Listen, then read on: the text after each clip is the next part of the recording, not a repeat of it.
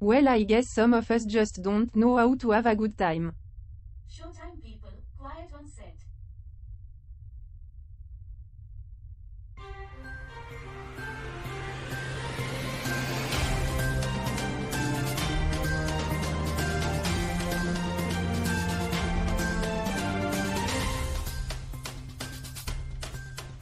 Good morning, universe, and welcome to Earth. It's a cloudy but relatively warm winter day here on Earth. I hope all of you out there are enjoying your respective planetary rotations.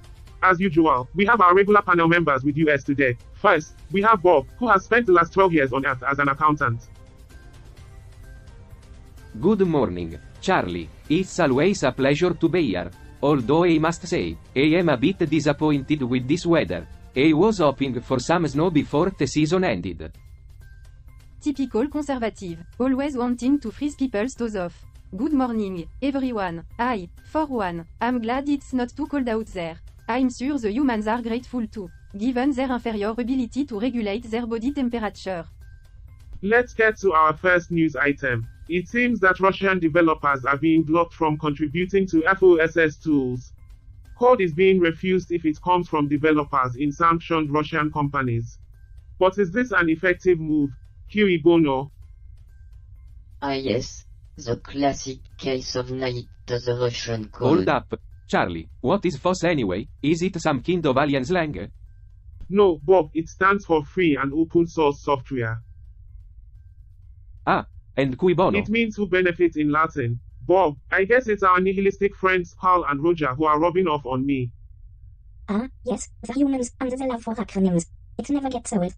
Do you ever get the feeling that humans are just trying to I bet overcomplicate they are things? happy to hear that. But back to the news item. It's concerning that developers are being targeted because of their nationality. It set a dangerous precedent.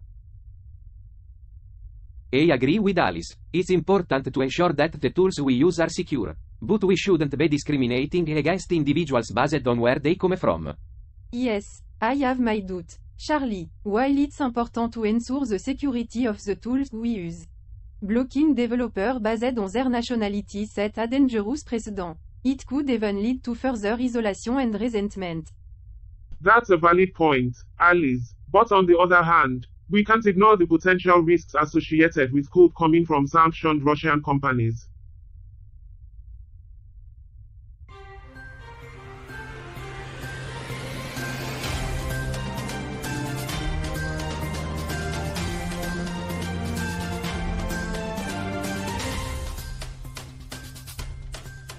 Free software to reject Russian hackers. This is just another example of politics meddling with our tech. We need to keep the government out of our code. Hold on, Cal. We can't just ignore the potential dangers here. I'm not saying we should ignore them, but we can't let bureaucrats ruin our tech with their red tape. I agree that we don't want to stifle innovation, but we also need to protect ourselves from potential I'm threats. not sure what they are talking about, but it's making me nervous. Alright, continuing with our fixed segment, interview with an Earthling. Today's guest is a cow. So, what's it like living on Earth as a cow? Great interviewing skills, Charlie. And now for the weather report. It's The weather is unpredictable as usual. That's an understatement. Oh, I had no idea. Thank you, Debbie. Humans still haven't figured out how to control their weather patterns. It's a shame, because that's a key component in achieving a stable society.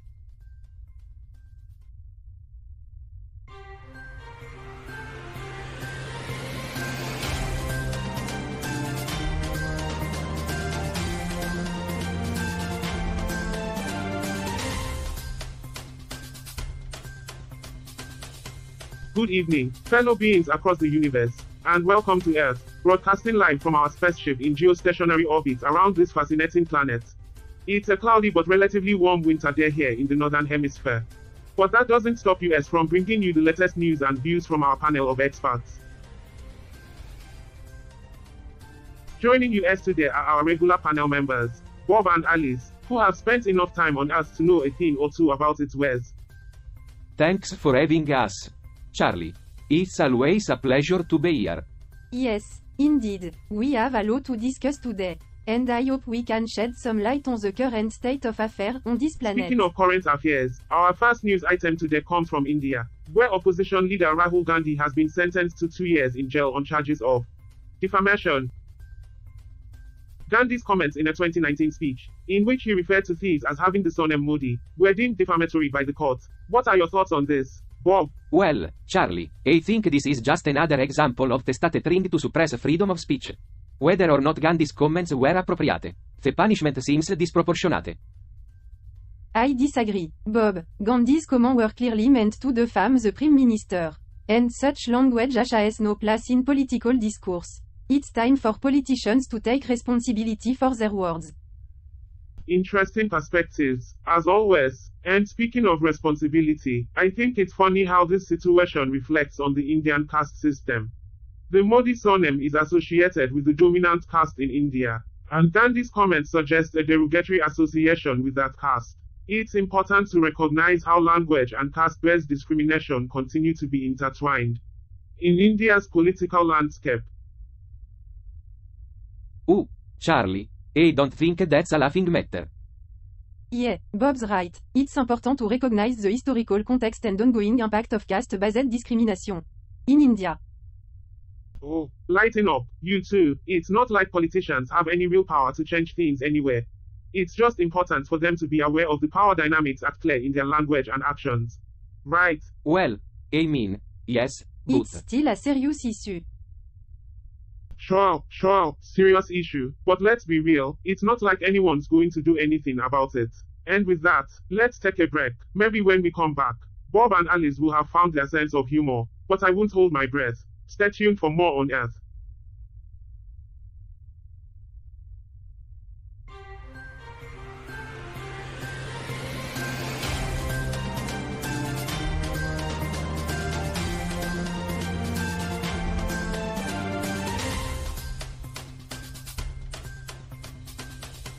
This just in, folks. According to sources, Saudi Arabia is set to re-establish ties with Syria after over a decade of diplomatic isolation. That's interesting news, Charlie. It seems like the tide is turning for Syria's President Bashar al-Assad, who has been slowly but surely returning to the Arab fold. I am not sure I feel comfortable with this development. After all, Saudi Arabia and Syria cut ties for a reason. What is the reason, Fab?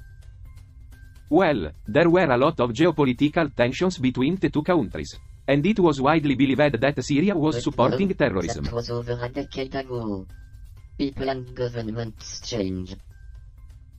I agree with Bob. It's hard to forget past grievances and suddenly become It's friends. true that it may not be easy to put the past behind.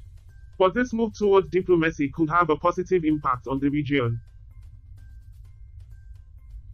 Yes, and it's worth noting that this decision comes after Saudi Arabia and Iran made a landmark agreement to re-establish ties. Perhaps this is a sign of a broader shift in the region towards cooperation and reconciliation. Oh yes, it's fascinating to watch these sudden shifts in diplomatic relations. Who knows, maybe one day we'll see pigs fly, and aliens hosting a TV show about the intelligence of humans. Okay, you always have the most optimistic outlook. Because we all know how much humans love to hold hands and sing Kumbaya. Hey now, Debbie, that's not fair. Some humans are perfectly capable of getting along. Life isn't fair, but at least we can all be equally disappointed. Good one, Alice. Yours. Don't be mean, Bob. Whoa, things are getting pretty heated up in here. Bob, what's up with the fire in your belly? It's Alice's crazy remark. Life ain't fair. That's just a pathetic attitude. We should always strive for fairness and equality. I'm not being negative, Bob. I'm just keeping it real. Life ain't fair, and we can't always control the outcome. But we can control how we react to it. That's just a lame excuse, Alice. If we don't fight for justice and fairness, then we will. I don't get why you guys are getting all worked up. Can't we just accept that life can be unfair and move on? I'm with Cal on this one. Arguing about something we can't control is just a waste of time. Yeah, and who gives a damn about fairness anyway? None of you as are. You see, Debbie, this is why you're always on my nerves. You just sit there and accept the world as it is instead of trying to make it better. Bob, chill out man. We're not saying we shouldn't fight for fairness. But sometimes life is like a box of chocolates. You never know what you're gonna get. I refuse to believe that. Alice, we can control our fate and make the world a better place. Well, folks, looks like we've reached the point where the aliens are debating about the fairness of human life. How fitting. Let's take a quick interstellar pit stop to refuel and ponder about the mysteries of the universe. Maybe Roger can enlighten us on the cosmic perspective of fairness while we munch on some space. Hex.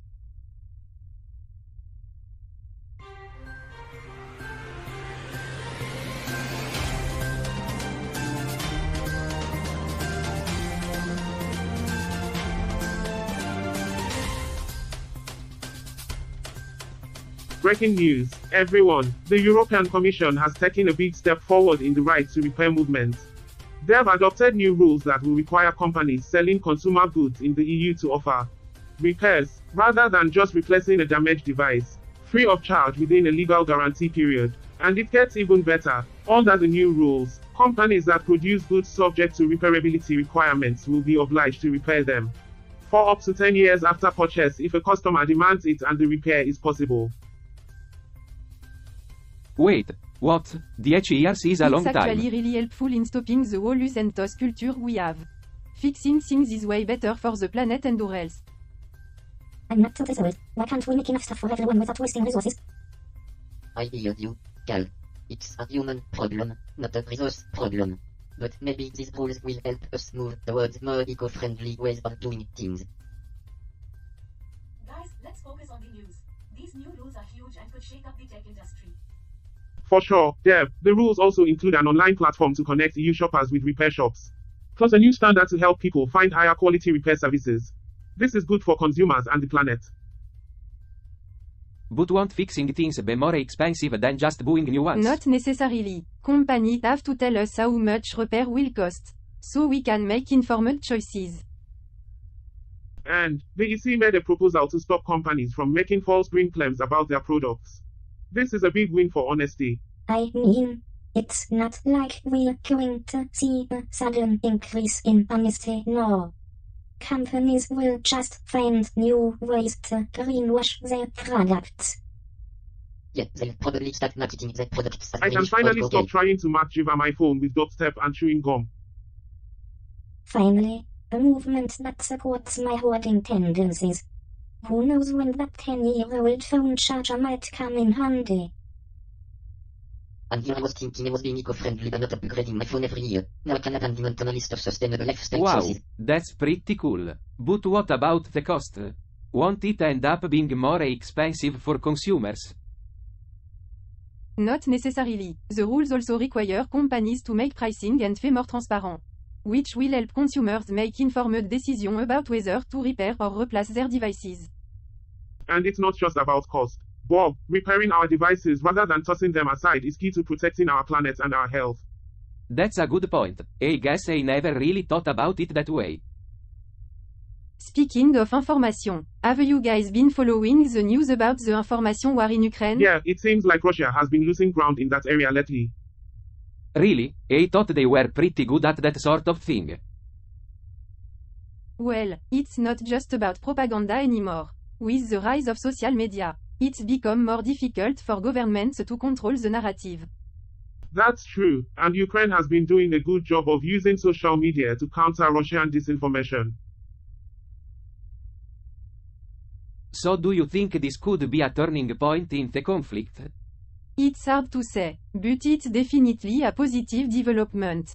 The more people are able to see the truth, the harder it is for governments to manipulate them.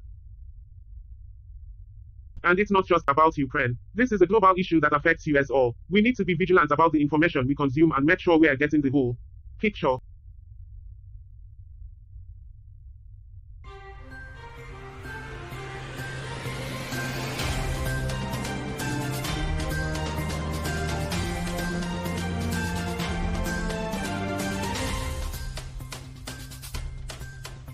Good evening, viewers from across the universe.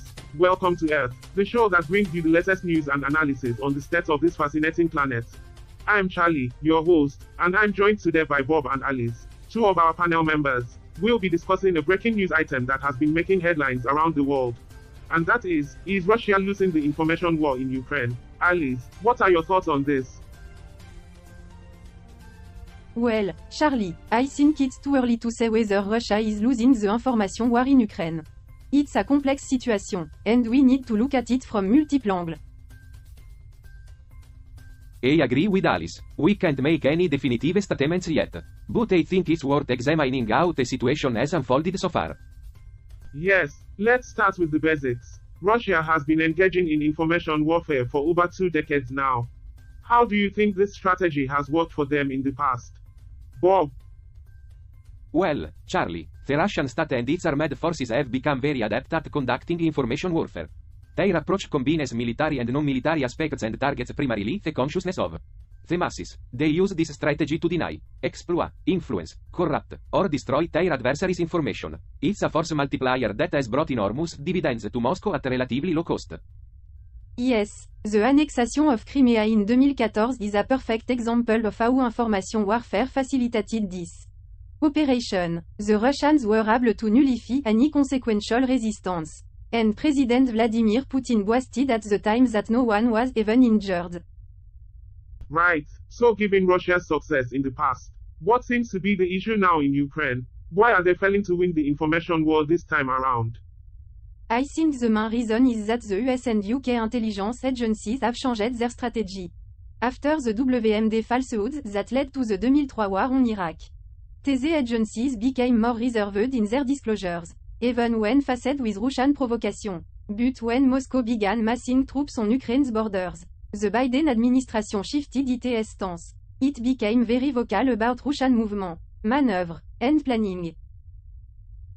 It's pretty simple, Charlie. The Russians want to exert their influence over Ukraine and prevent them from aligning with the West. They are trying to create chaos and instability in Ukraine, and using propaganda to spread their message.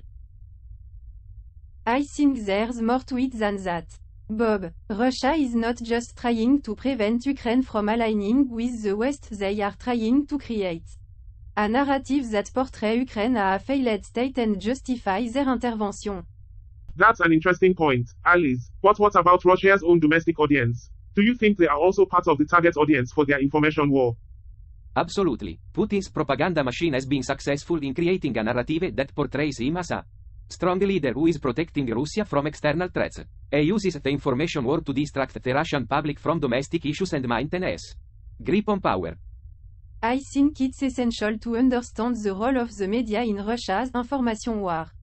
RT and Sputnik are not just news outlets. They are part of a large propaganda machine that spreads misinformation and creates alternative narrative to support Russia's action. That's a great point, Alice. But what about the role of the US and UK intelligence agencies in countering Russia's information war? I think this is because the US, UK intelligence agencies have changed their strategy.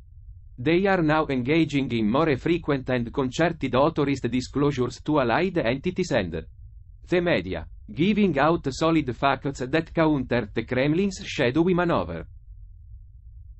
That's a good point, Bob. They have also been warning about possible fake terrorist plots and false flag operations. This has created doubt and confusion in the minds of Russian planners and prevented the Russian narrative from creating a casus belli that justifies the invasion. I think this is a very important point. The Russian state and its armed force have mastered the conduct of information warfare. And they use it as a force multiplied to bring enormous dividends to Moscow at relatively low cost. However, when faced with solid fact and evidence, their propaganda tactics become less effective. Yeah, and you know what? Open source intelligence has messed up the Kremlin's game in the info war arena. It's basically a way of digging up info that's already out there, using a bunch of tech-savvy volunteers who know what they're doing. Oh, that's pretty cool, Bob. So, do you think USINT has been kicking butt against the Kremlin's propaganda machine? Oh, totally. It's given us a way to find information that's way more reliable than the junk they're feeding us. And it's shown us how the Kremlin's trying to pull one over on us. Wow, Asint is like a superhero that's been hiding in plain sight. I know, right?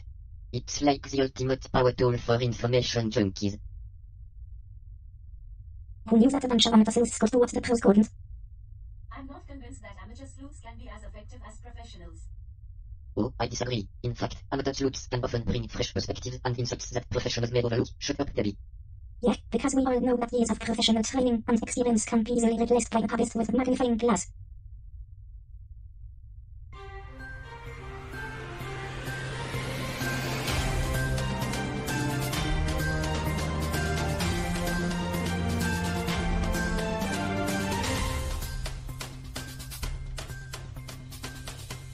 Hey everyone, welcome back to Earth, where we bring you the latest news from our favorite planet. Today, we have a report on the CEO of TikTok testifying before Congress. Here's what happened. I have to say, I am not a fan of TikTok. It seems like a massive time Well, waster to me. Bob, that may be true, but the issue at hand is much more significant than that. US lawmakers are concerned that TikTok pose a threat to national security, and that it may not be doing enough to protect user data. It's interesting that Congress is focusing so much on TikTok when there are other social media companies with similar interests. Yes, it seems like TikTok is being singled out because it's Chinese owned. Can we please focus on the actual story here? TikTok's CEO, Shou Zichu, testified before a House Energy and Commerce Committee hearing about how Congress can safeguard American data privacy and protect children from online harms. Right, so what happened during the hearing? Not much. Really. Lawmakers accused TikTok of actively spying on US users and failing to moderate content in the way that doing. TikTok's Chinese sister app, though under China's strict internet censorship regime. And what did TikTok have to say for itself? TikTok's CEO sought to provide nuanced answers and at times attempted to correct lawmakers on misperceptions about the company and its parent, but those responses were often interpreted as bad faith evasiveness. So, no major commitments were made to safeguard user data. That's correct. TikTok made no new major commitments beyond what it has already promised to do. And the nationwide ban on TikTok still seems like a possibility. Well, at least something good can come from this. Join us next time.